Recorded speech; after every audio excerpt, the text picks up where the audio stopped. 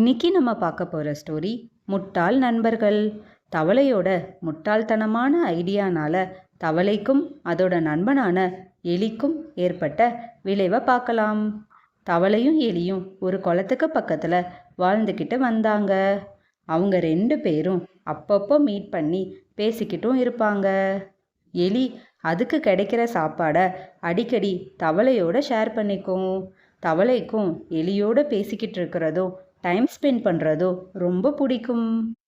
ஒரு நாள் தவளையும் எலியும் மீட் பண்ணாங்க. அப்போ தவளை கேட்டுச்சு, நண்பா, இவ்வளோ நாள் நீ எங்கே இருந்த? அதுக்கு எலி, நான் பக்கத்தில் உள்ள கிராமம் வயல்னு சுற்றிக்கிட்டு இருந்தேன். நீ என்ன பண்ணன்னு கேட்டுச்சு.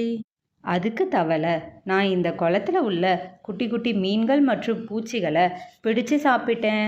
வேற எங்கே போக, நைட்டு பாம்புக்கு பயந்து இங்கே உள்ள பாறைகளுக்குள்ள ஒளிஞ்சிக்கிட்டேன், அவ்வளோதான்னு சொல்லுச்சு.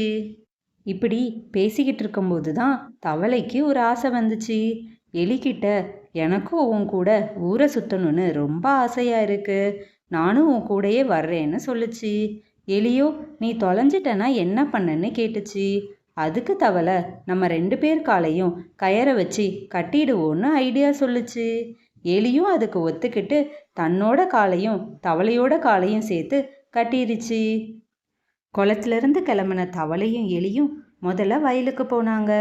வயல்ல விளையாடிக்கிட்டே தானியங்களை சாப்பிட்டாங்க.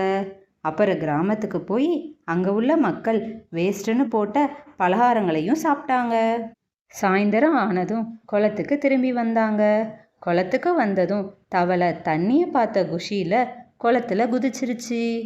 தவளை குளத்துக்குள்ளே போய் நீச்சல் அடிக்கவும் ஆரம்பிச்சிருச்சு. தவளையோட காலும் எலியோட காலும் கட்டி இருக்கிறதால எலியும் சேர்ந்து குளத்துல விழுந்துருச்சு. ஆனால் எலிக்கு நீச்சல் தெரியாதுங்கிறதையே தவளை மறந்துடுச்சு. தவளைக்கு கொஞ்ச நேரம் கழிச்சு தான் எலியோட நினப்பு வந்துச்சு. திரும்பி பார்த்தா எலி மூச்சு முட்டி இறந்து போச்சு. தண்ணிக்கு மேலே மிதந்த செத்த எலியை பார்த்து பருந்து வேகமாக வந்து எலியை தன் வாயில் கவ்விக்கிட்டு பறந்து போச்சு. எலியோட காலும் தவளையோட காலும் கயரை வச்சு கட்டியிருக்கிறதால தவளையும் சேர்ந்து பருந்துக்கிட்ட மாட்டிக்கிச்சு. பருந்து ஒரு பாறை மேலே எலியையும் தவளையும் போட்டு சாப்பிட்ருச்சு.